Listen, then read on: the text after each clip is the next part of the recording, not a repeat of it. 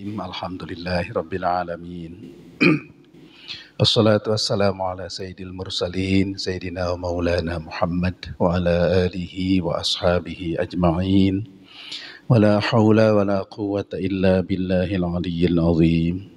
Allahumma aftah lana hikmataka wa ansur alaina rahmataka min khazaini rahmatika ya arhamar rahimin.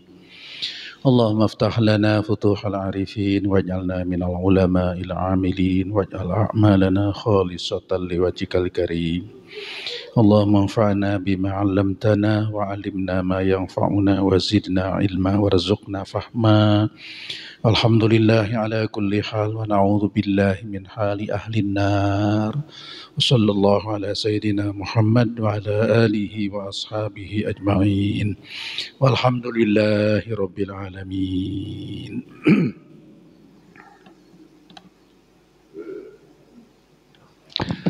Bapak-bapak yang saya muliakan, namanya ini taklim terakhir sore ya, sore Ahad terakhir. Karena Ahad besok itu mungkin Bapak sedang sibuk-sibuknya menghadapi Idul Fitri. Nampaknya jatuh di hari Senin kelihatannya, tapi kan kita nunggu nanti ada sidang isbat tanggal 29. Bapak yang terhormat, mungkin bincang-bincang sore ini saya mau ajak bincang-bincang soal zakat. Kebetulan tadi siang itu saya ada yang WA, pagi sebetulnya, cuman karena saya baru jawab siang. Saya coba Bapak bandingkan salah satu problema zakat fitrah ya. Saya akan bacakan, saya dikirim WA oleh salah satu jemaah dari RW 10. Assalamualaikum. Jadi gini, ada seseorang punya problem, mengadunya ke salah satu jemaah saya. Dari jemaah saya diteruskan ke saya, gitu ya. Ini suratnya saya mau baca. Enggak apa-apa, saya kira ini tidak bukan masalah pribadi, tapi masalah ya walaupun ada urusan pribadi tapi kaitan dengan zakat. Gini keluhannya. Mau tanya. Jadi rupanya ponakannya nih, ponakannya nanya ke tantenya pakai bahasa Sunda. Bi mau nanya. Nah, si bibinya ini, si tantenya itu diteruskan ke saya. Mau tanya, kalau keadaannya sedang kurang secara ekonomi karena suami lagi belum kerja, apakah ia boleh gak bayar zakat fitrah? Kan hukumnya wajib, Bi. Lalu menyebut dirinya nih, saya belum dapat kerjaan tetap, Bi. Sekarang lagi jalanin freelance. Gajinya per minggu, pas-pasan banget. Buat makan dan lain-lain, kadang buat nyambung juga, pinjem sana sini. Nah, ini keluhan. Aku bingung soal zakat ini. Ada yang bilang boleh nggak bayar kalau keadaannya memang sedang nggak ada. Dan jangan sampai memaksakan sifatnya. Sedangkan setelah zakat gak bisa makan gitu.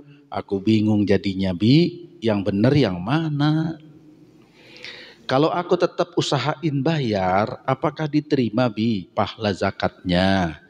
Karena setahu aku kan wajib ya. Terus apakah boleh bayar zakat tapi gak sesuai sama yang ditentukan? Misal cuman punya 100.000 gitu, pokoknya gak sama kayak yang udah diperintahkan. Makasih ya, Bi, maaf ganggu, semoga ada waktu untuk bales. Nah, itu keluhan seorang ponakan yang sudah rumah tangga sedang kesulitan. Dikeluhkan ke tantenya. Di satu sisi merasa wajib zakat. Di sisi lain kemampuannya sedang seperti tadi. Suaminya sedang tidak bekerja, dianya sedang berusaha kerja apa adanya, lalu dapatnya itu pas-pasan. Apa tetap wajib zakat atau bagaimana gitu ya? Itu Pak, Bu, keluhannya. Akhirnya saya tadi itu mencoba menjawab secara umum. dalam bentuk ketentuan zakat fitrah. Nah, ini mudah-mudahan sedikit banyaknya bisa memberikan pengetahuan. Nah, saya jawab begini ya. Ada sekelumit tentang zakat fitrah. Syarat seseorang diwajibkan zakat fitrah. Syarat wajib, bukan syarat sah. Jadi kalau terpenuhi syarat ini wajib. Jadi kalau tidak terpenuhi tidak wajib. Syarat seseorang diwajibkan zakat fitrah. 1, orang Islam. Nah, jadi kalau non-Islam tidak wajib zakat, tidak wajib sholat, tidak wajib puasa, tidak wajib haji ya. Kalau non-Islam. Enak dong ya? Enak nggak Pak? Kalau nggak wajib sholat.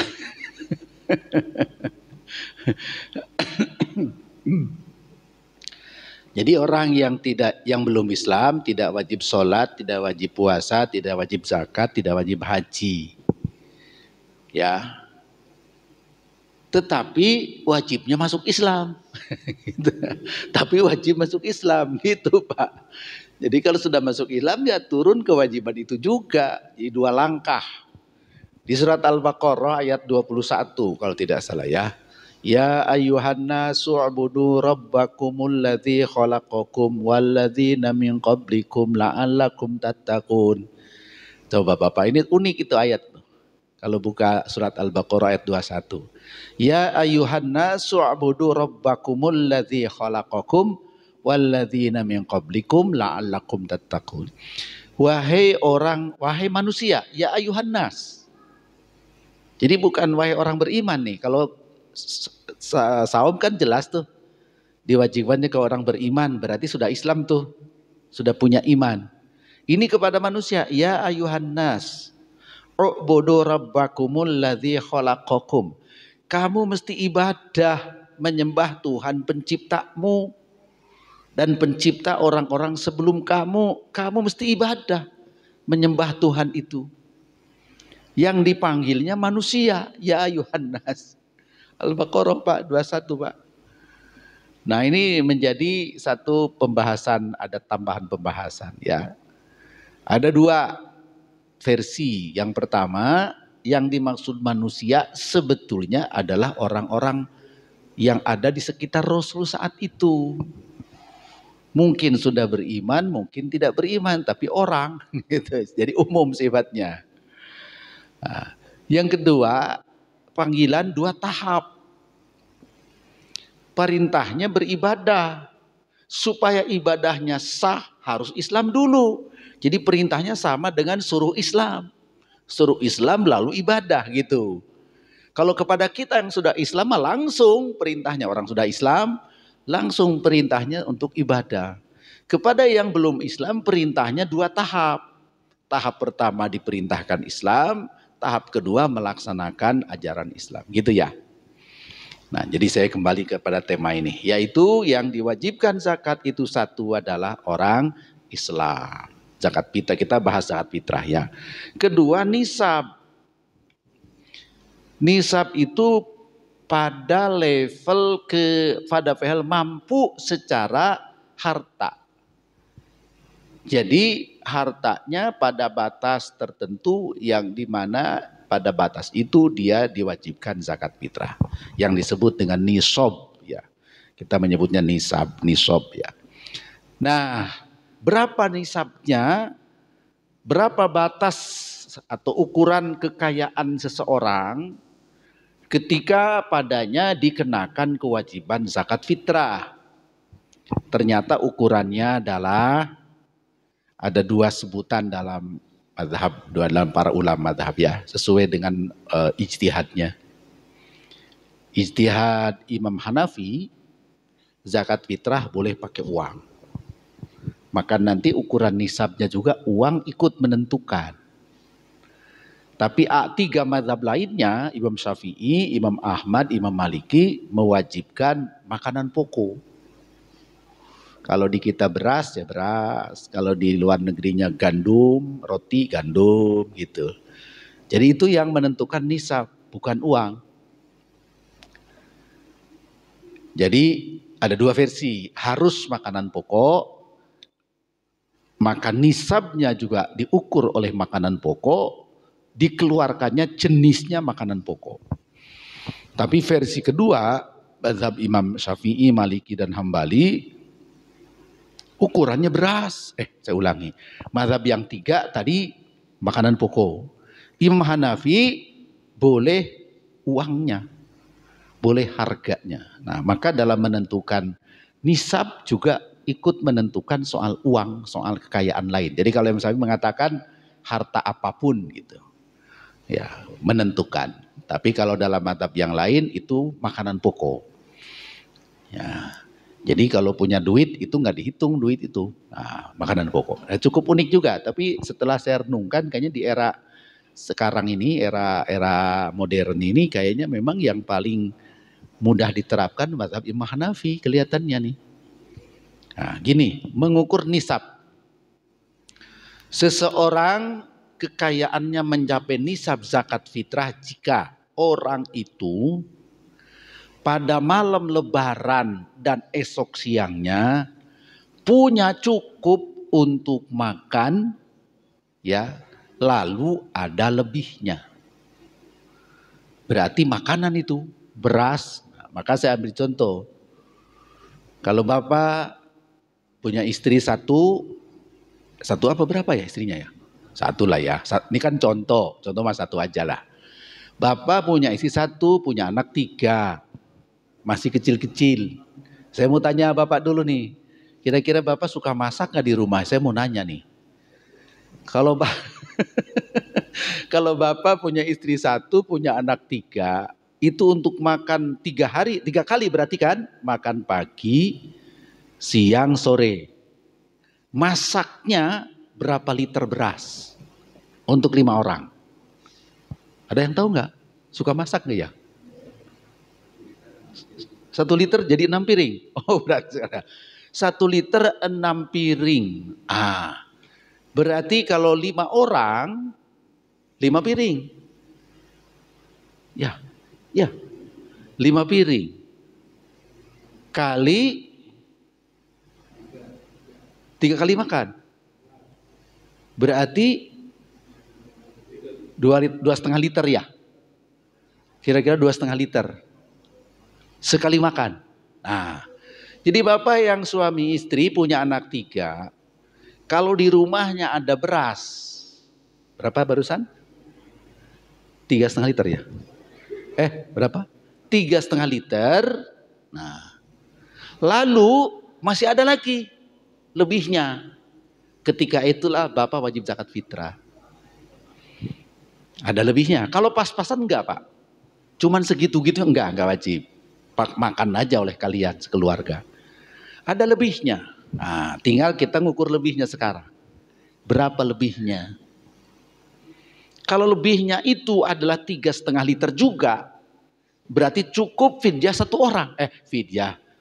Zakat fitrah 1 orang. Padahal orangnya 5. Zakat fitrah itu wajib setiap orang. Kalau nisab, kalau mampu. Nah, ceritanya lebihnya cuma 3,5 liter. Jadi hanya cukup untuk 1 orang. Maka cukup yang fitrah bapaknya saja. Istri dan anak tidak usah fitrah. Tidak wajib. Dosa enggak. Memang cuma segitu mampunya. Ternyata lebihnya itu 15 liter. Ini banyak nih lebihnya nih. Berarti di rumah itu dia ada stok beras. Berapa tadi? 20 liter. Ada stok beras 20 liter. Beli 1 karung mungkin gitu ya. Misalnya nih. Berarti lebih dong cukup. Kalau lebihnya dari kebutuhan pokok. Itu adalah mencukupi untuk fitrah masing-masing. Berarti 5 orang. 5 kali 3,5 liter berapa misalnya gitu. Ya zakat fitrah semuanya. Gitu. Kalau hanya cukup 1 orang ya 1 orang. Cukup 2 orang 2 orang. 1 orang kan tidak cukup lebihnya. Ini berarti ini udah mepet-mepet miskin ya.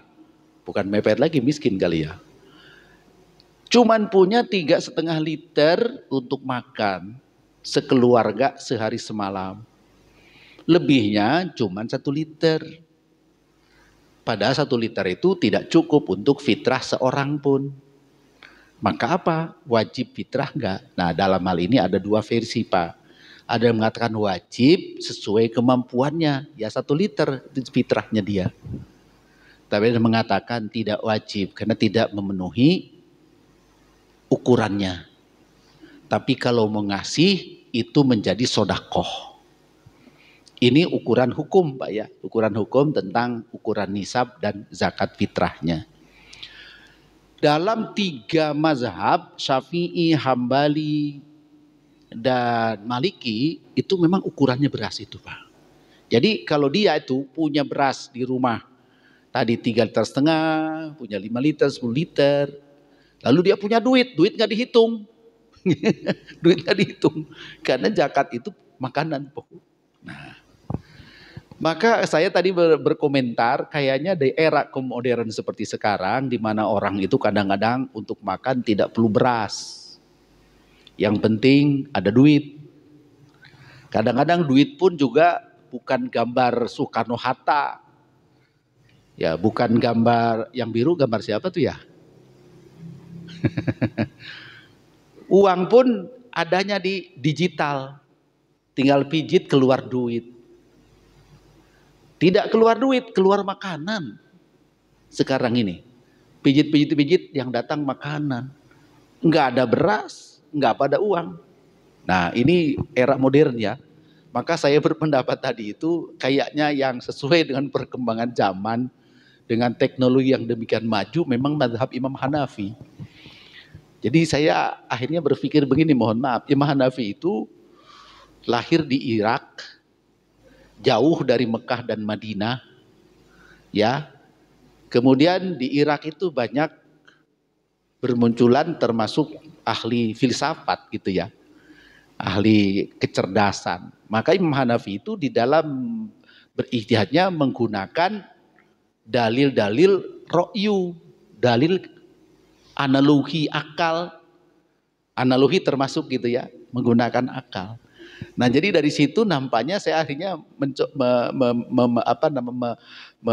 memahami bahwa Imam Hanafi itu dengan kecerdasan akalnya berijtihad, tidak boleh lepas memang dari Al-Quran dan Sunnah, tapi ditafsirkan lewat akal beliau yang akhirnya dijumpai ijtihad beliau yang kelihatannya lebih fleksibel, lebih dapat mengikuti perkembangan zaman. Contoh, zakat fitrah 3 mazhab kan harus beras, harus makan pokok. Imam Hanafi mengatakan boleh kok pakai uangnya. Ini menunjukkan beliau sudah wawasannya jauh ke depan. Bahkan suatu saat orang tidak perlu ngantongin beras, tapi bisa makan kenyang. Gitu. Belanja di tempat makanan siap saji. Ya, tidak bawa apa-apa, bisa kenyang makan setiap saat. Barangkali hal seperti ini sudah ada dalam benaknya Imam Hanafi itu. Suatu saat, maka beliau berijtihad, zakat dengan uang, kata beliau, lebih manfaat daripada langsung dengan bahan makanan pokok. Jadi saya wah ini Imam Hanafi ini. Nah, tapi semua itu adalah keluarga kita Pak. Imam Syafi'i, Hambali, Hanafi, Malik, keluarga kita. Jadi kita hormati seluruh ijtihadnya. Ini menjadi kekayaan hukum di dalam Islam.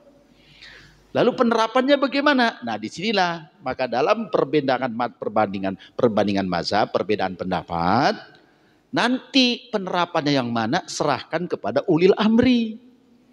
Jadi inilah Islam Pak.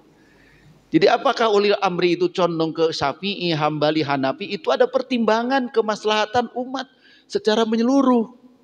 Tidak salah menggunakan mazhab Syafi'i, tidak salah memilih mazhab Hanafi, karena masing-masing beliau itu berijtihad sungguh-sungguh, tidak mungkin lepas dari Al-Quran dan Sunnah. Yang ada cuman penafsirannya, istinbatnya saja. Maka penggunaan itu menjadi sah. Cuman demi ketertiban masyarakat umat Islam, ketika masalahnya kepentingan umum, maka keputusan di tangan ulil amri Pak. Nanti kalau di tangan orang per orang jadi selisih. Tapi kalau di tangan ulil amri, taat ke ulil amri, pilih mau mazhab mana diterapkan aman gitu. Ini jadi saya kemana-mana cerita zakat ini, tapi ini menjadi pelajaran penting membuka wawasan, memahami syariat Islam. Jadi Bapak jangan heran kalau di syariat Islam itu ada mazhab ini, mazhab ini, mazhab ini. Itu kekayaan. Nanti penerapannya sesuai dengan keadaannya, gitu ya. Nah, lalu ketika ditetapkan oleh ulil amri, maka sebagai masyarakat itu cukup taat kepada ulil amri. Itu tata tertibnya begitu, Pak. Nah, kayaknya di Indonesia ini belum. Pertama mungkin. Maka saya mohon maaf. Saya ingat ke ceramahnya Pak Thomas Jamaluddin. Kebetulan saya waktu itu Jumatan di ITB, Masjid Salman. Dia mengulas tentang itu, Pak, perbedaan lebaran dan memulai itu. Diulas dalam khutbah Jumat itu, Pak Thomas Jamaluddin ya. Nah, beliau itu mengatakan harus pastikan dulu siapa yang punya otoritas. Sepakat dulu. Kita bangsa Indonesia ini mau taatnya ke siapa, itu dulu pastikan dulu. Kalau itu belum pastikan nggak bisa. Makanya Indonesia sering beda-beda itu karena seolah-olah punya ulil amri masing-masing gitu. Untuk kesatuan umat itu harus disepakati dulu yang punya otoritasnya. Contoh di Saudi misalnya sekarang. Saudi itu tidak pernah terjadi perbedaan. Karena mereka sepakat pokoknya otoritasnya ada di Dewan Ifta yang direstui atau disahkan oleh raja. Udah semua taat. Wukuf hari apa nih? Tanya ahli hisab dan ru'yatnya. Lalu diputuskan oleh Dewan Ifta. Ya minta persetujuan raja. Berlaku udah. Tidak ada yang namanya wukuf beda hari itu. Saya mah hari ini aja wukufnya. Gak ada temen. Gak bisa. Gak ada. Padahal kan sama itu. 9 Zulhijjah itu sama dengan penentuan lebaran itu. Nah di Indonesia yang masih aneh-aneh di Indonesia itu. Sudah ada ulul amri memutuskan, tapi ulul amrinya bilang gini, kepada yang berbeda silahkan. Ya itu sama juga bohong, gak usah ditetapkan lah. Gak usah ditetapkan kalau gitu. Kepada yang beda kita saling hormati. Ya udah kalau gitu gak usah ditetapkan, biarin aja suruh jalan sendiri-sendiri. Jadi Indonesia itu masih tidak jelas gitu ya. Sampai saat ini masih belum jelas ke apa. Jadi itu membutuhkan kesadaran dan keriduan, ketulusan, keikhlasan semua umat, semua ulama, semua ormas dan sebagainya untuk kekompakan dalam hal-hal tertentu. Memang dalam tertentu bisa beda, tapi dalam hal kebersamaan mah tidak boleh begitu ya. Nah, bentuk hormat, jadi saya kembali kepada bab fitrah ya. Jadi menentukan nisabnya seseorang yang diwajibkan zakat fitrah, sepakat para ulama adalah bahwa orang tersebut pada malam lebaran dan hari esoknya cukup untuk makan kebutuhan pokoknya. Lalu ada harta lebih. Dalam mazhab Hanafi yang dimaksud harta bisa uang, bisa barang yang lain. Tapi dalam mazhab Syafi'i Hambali itu makanan pokoknya lebih. Gitu. Nah maka saya gabungkanlah dua-duanya itu. Cara penggabungannya begini. Kalau ada rumah tangga, di rumahnya itu ada sih beras cuman 5 liter. Sementara anaknya 3. Jadi kalau satu hari satu malam itu pas-pasan. Lalu selebihnya apa? Selebihnya mah bukan beras tapi punya uang. Nah uangnya banyak. Ada 2 juta. 2 juta banyak nggak ya 2 juta ya? Kalau zaman dulu mah 2 juta tuh banyak ya. Oh jutawan gitu ya. Sekarang mah 2 juta segitu gitu ya.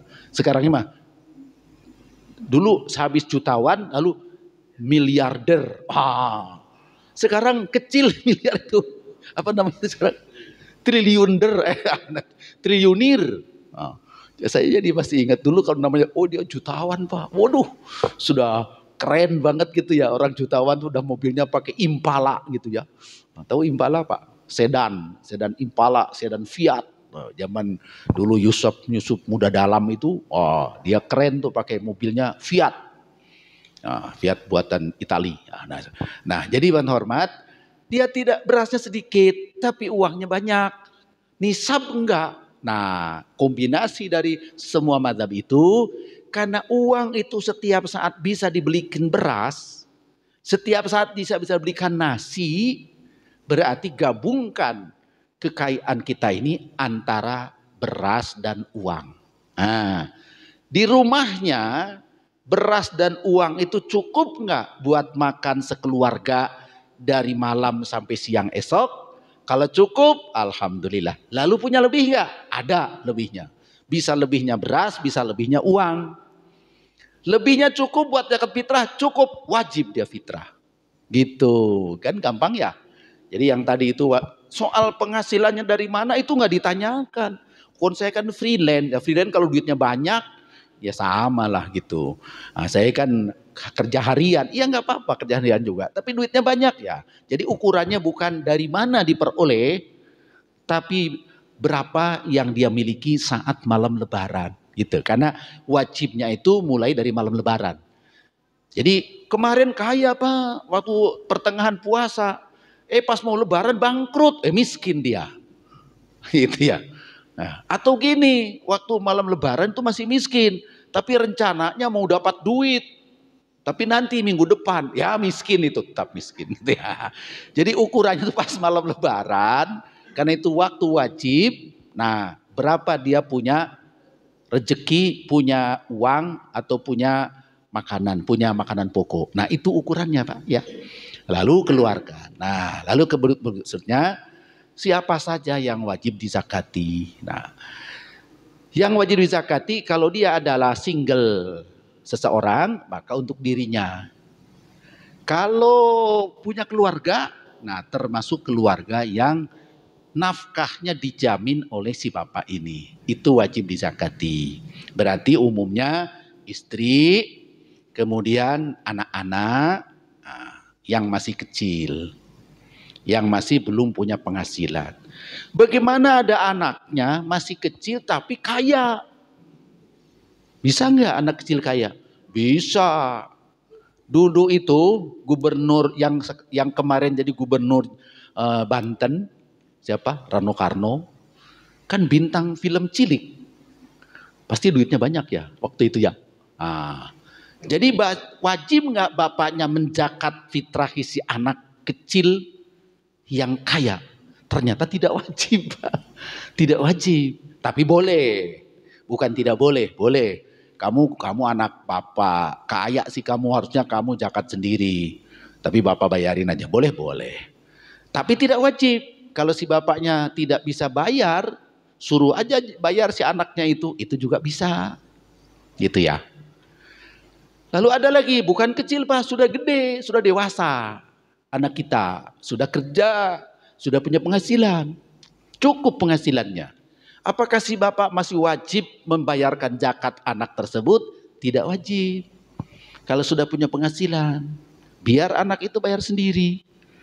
Tapi kalau mau dibayar oleh bapaknya bisa juga. Jadi hukum ini enak gitu ya, sesuai dengan keriduan dan kesempatan serta kemampuannya masing-masing. Jadi zakat fitrah wajib dikeluarkan oleh kepala rumah tangga, menzakati dirinya, menzakati anak, istri, dan siapapun yang ada di rumah dia yang biaya hidupnya dibiayai selama ini. Misalnya ada pembantu. Pembantu itu makan minumnya semuanya kita yang bayar. Itu wajib kita fitrahin. Tapi kalau perjanjiannya antara kita dan pembantu itulah upah mengupah, kita tidak wajib. Lalu dia bisa bayar sendiri dengan upahnya, bisa, tidak wajib.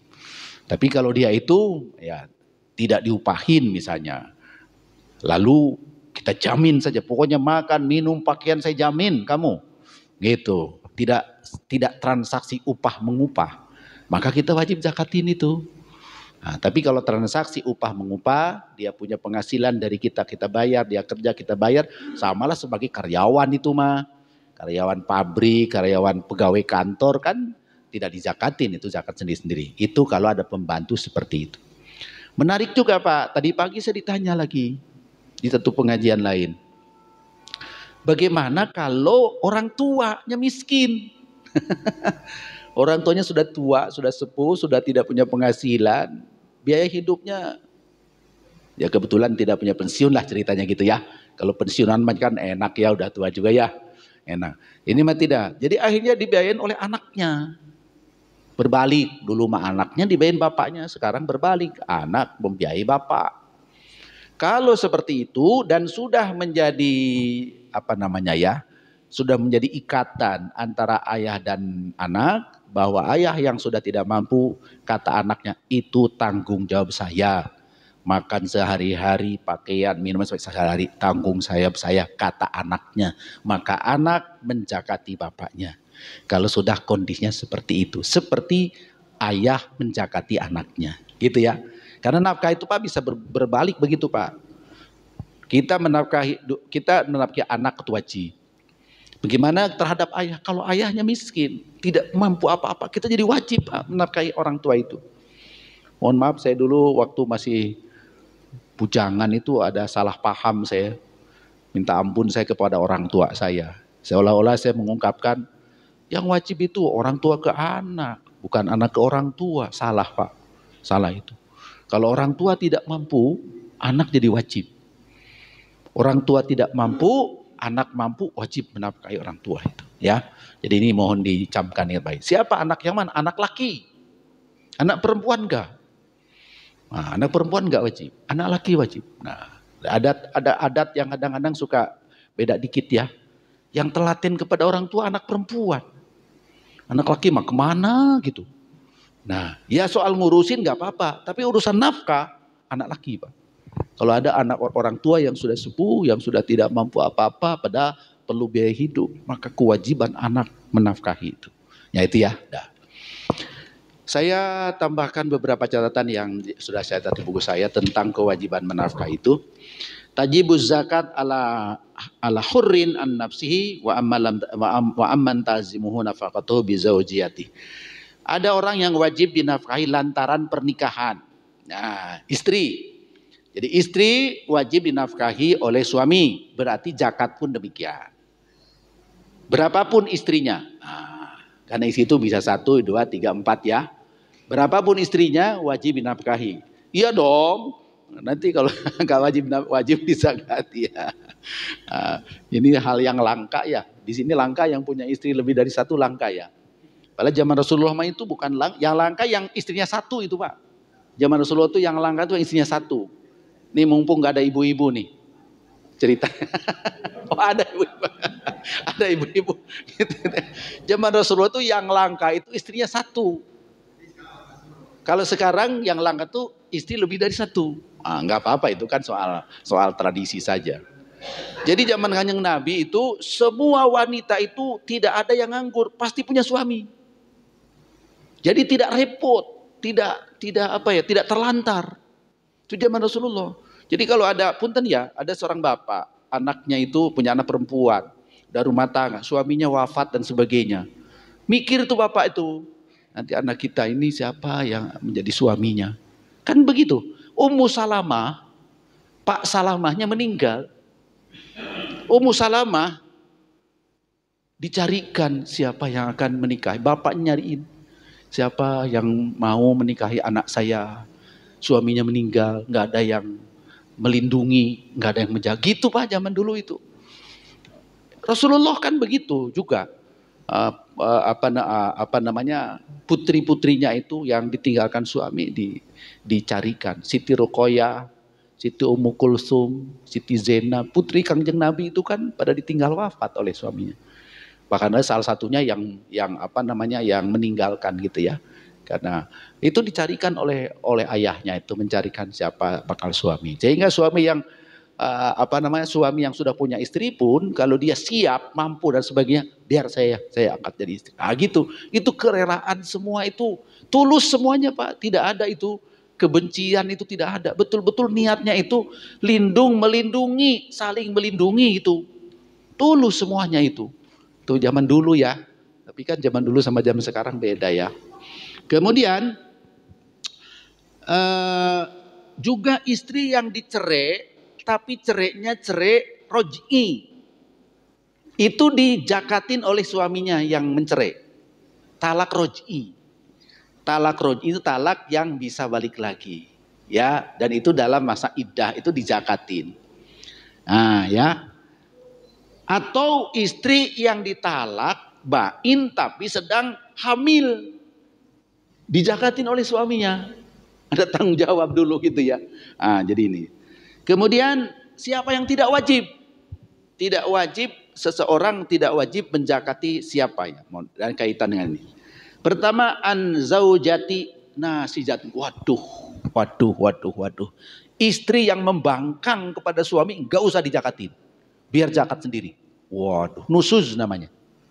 Istri nusuz, istri itu membangkang, tidak menunaikan kewajibannya sebagai istri. Maka suami tidak wajib menafkahi dan tidak wajib menzakati. Waduh, tapi nggak ada lah yang gitulah. Bismillahirrahmanirrahim.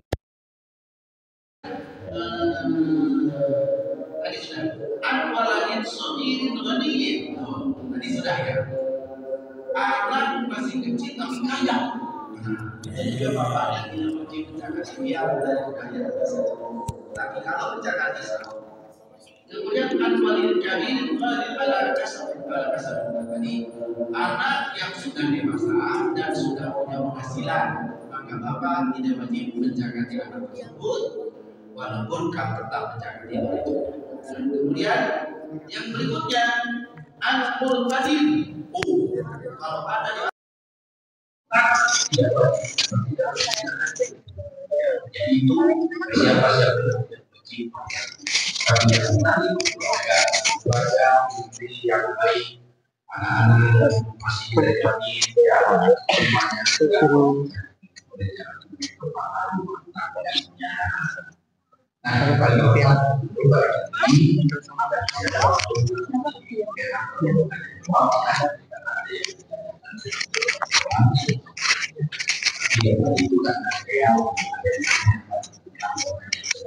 yang ternyata kita harus melakukan batas-batasan wajibnya setiap hari. Betul-betul dari kesulitan, tidak ada sama sekali hari barang tidak punya apa-apa, itu justru harus menerima. Mereka adalah wakil miskin yang harus menerima. Maka sesudah itu menangkan jangan sampai dari lebaran kita minta dan punya makin. Walaupun kenyataannya lebaran kita ya. Kita berpelihara itu tujuan dalam kita itu supaya menghinakan itu hari lebaran itu mereka berjumpa makan semua makanya itu tidak boleh ada orang puasa tidak boleh puasa kan berarti wajib makan gimana makan kalau tidak punya sampai ada yang tidak itulah hakikatnya tentang fitrah jika ada yang bapak menanyakan saya coba karena kalau suami itu nggak bekerja, itu wajib membayarkan suami. Jadi yang bekerja istri, suami tidak kerja. Apakah istri itu wajib menjaga suaminya? Jawabannya tidak. Karena yang wajib menjaga itu adalah suaminya. Istri tidak wajib tidak wajib menjaga suaminya, tapi wajib zakat untuk dirinya. Jadi mampu dari sisi kewajiban. Tapi kalau itu orang lalu dijaga oleh semuanya sah, ya gitu ya. Dari sisi kewajiban tentu ini mereka mau, ya harus sendiri. Jadi tidak terlalu ya berarti tidak dosa, tidak pahala, hanya untuk pahala dirinya saja.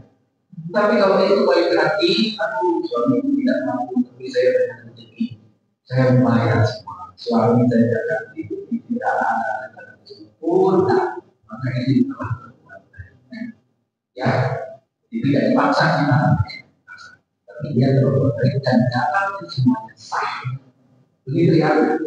Inilah Islam dari sisi hukum hukum. Tapi kalau mau berbuat baik, itu terbuka gitu. Bahkan kita mau menjakati orang lain juga bisa. Bapak punya tetangga, nggak ada saudara, nggak ada keluarga. Tapi saya punya rezeki banyak, Mas. Kalau gini, Bapak saya berkata, cuma syaratnya harus memberitahu kepada orang bersangkutan. Kalau diam-diam tidak sah, diam-diam zakatnya saya bayar. Tersebut banyak dijelaskan. Nah itu tadi izin dari orang yang menyatakan. Kalau yang tidak beri izin tidak ada. Pokoknya saya tidak mau. Wah, amat lagi. Kalau orang itu ya maka sih berarti. Jadi kalau menjaga orang lain bisa dan sah asal orang itu adalah memberi izin terhadap yang gitu Pak. Baik, ada lagi yang mau Bapak? Ya, silakan. Ya.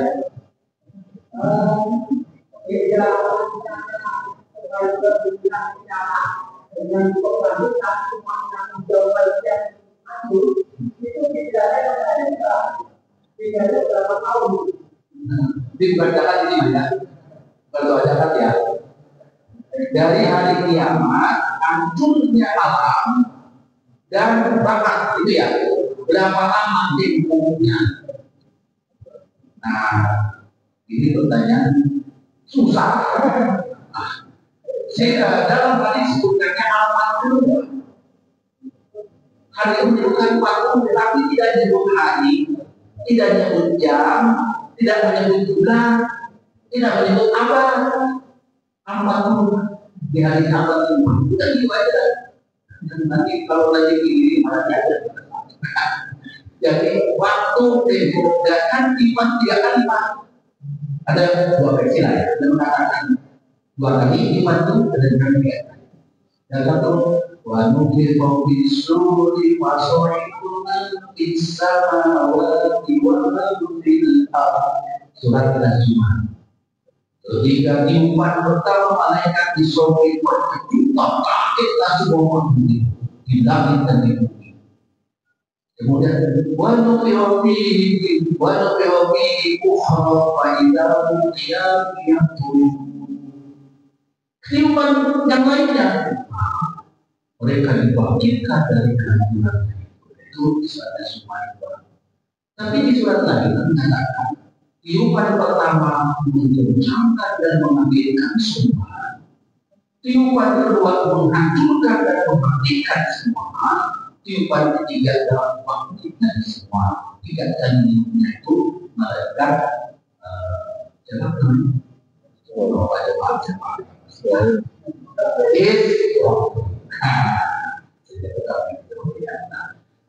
jedaknya kebanyakan adalah 40 atau apa saja orang mereka tidak tahu tidak apa terus nanti itu sama pas kelipatan 40 mungkin jam mungkin hari mungkin pekan mungkin bulan mungkin tahun mungkin abad ya ada lagi pertanyaan terkait dengan jumlah zakat kita tidak itu kalau sekarang sekarang kita punya lebihnya kurang dari atau kurang dari apakah tidak kan dan hanya dari berarti kita punya lebih dengan kita lebih ya nggak kita punya lebih sisanya sisa dari ukuran kita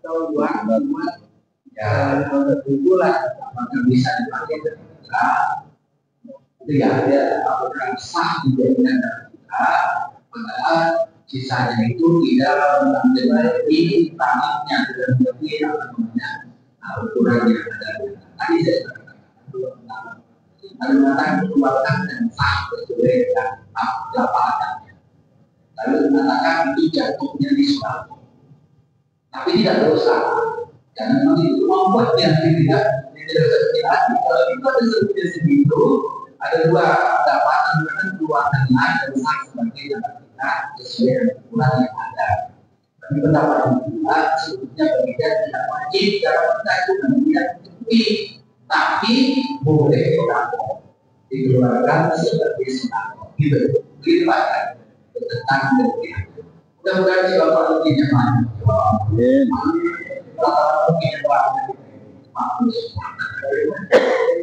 Ya, ada lagi untuk masalah.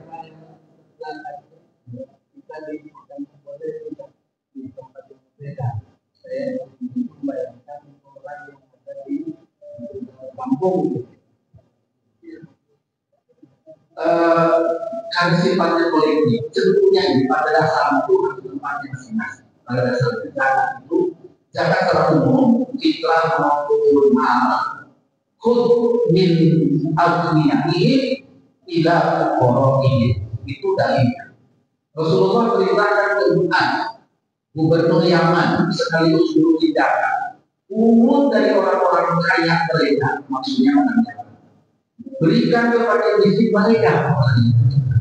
Jadi ada apa namanya? Ada wilayah tertentu di mana berutang di situ dari kaya ke miskin. Itu asalnya. Ya. Tetapi setelah dipahami oleh para ulama itu adalah dasar. Tapi andai kata di wilayah itu sudah memadai, sudah mencukupi, fakir miskinnya tidak sampai terlantar, maka selebihnya boleh dikirim kemana ke daerah manapun yang membutuhkan. Itu secara sifatnya kolektif. Dan pertanyaan Bapak kan gimana? Kalau kolektif kan lewat apa? Lewat panitia. Kalau kolektif, jadi bisa dihitung. Kolektif tinggi, masyarakat kita diberikan nama nih. Ada kolektif kita sendiri. Udah dapat uang sudah semua. Kita kirim ke sana. Kan itu kolektif kita. Sekarang kita di saya ini dari waktu saya mungkin saya habis saja lebih banyak miskin boleh tidak itu sebenarnya. Jadi kembali kepada pertimbangan kalau saya penghasilan saya punya tetangga miskin maka harusnya tetangga miskin karena kita penghasilan miskin dan orang miskin dekat saya. Tapi nampaknya sekitar sini tidak tercukupi entah oleh saya, entah oleh orang lain. Tapi saya punya orang miskin di kampung. Kalau di tempat sana, di tempat sana, itu bisa boleh Pak. Jadi pertimbangannya yang jelas di tempat tersebut jangan sampai tempat miskin terlantar jangan kita over tempatnya. Nah, itu dari sisi teknika juga itu terasa. Kalau kita tahu sehari-hari berkumpul dengan tetangga, ada yang miskin. Ini telah dikirim ke tempat jauh. Bagaimana perasaan makin miskin yang tetangga kita? Itu sudah terasa dari apa? Dari sisi tidak bisa. Ya. Jadi maka dalam hukum prioritaskan sempat, tapi kalau sudah sempat memadai, boleh dikeluarkan dari wilayah. Kita pun mungkin kamu sendiri boleh saja kalau dengan pertimbangan sekitar ada pihak pasti miskinnya sudah dianggap ya jadi kita bisa masih lagi masih ada ya dong akan dari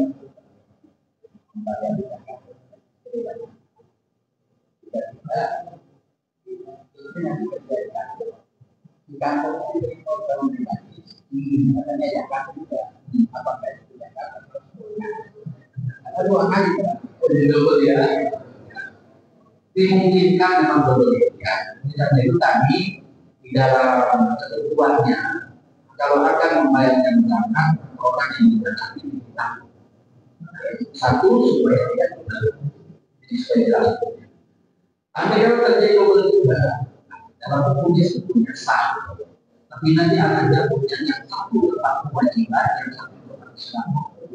Jadi tidak ada sia-sia untuk seperti itu ya. Tetapi nanti hitung-hitungan secara hukum dia telah memberikan kewajiban zakat sesuai dengan kewajiban dia. Ternyata dia double keluarganya, maka yang double-nya, yang triple-nya, yang sebagai itu menjadi sunnah. Tidak ada yang sia-sia sebetulnya ya. Kira begitu. Kita itu terjadi di dia di motor di kantor itu. Sementara di rumah itu kita merasa wangi juga wangi sebenarnya itu makan lagi tidak apa itu dua-duanya tetap di rumah sebaiknya. Tapi yang dianggap sangat satu mungkin yang sangat sebagai kewajiban.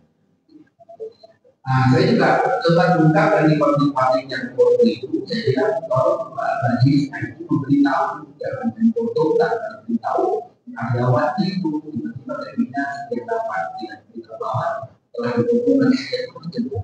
Karena supaya ada pihak yang bersangkutan itu ada dengan saya karena jangan terlalu mengatakan konten-kontennya dan kalau nanti pihak itu kesadaran hati bahwa dia memberikan kewajiban kepada orang masyarakat.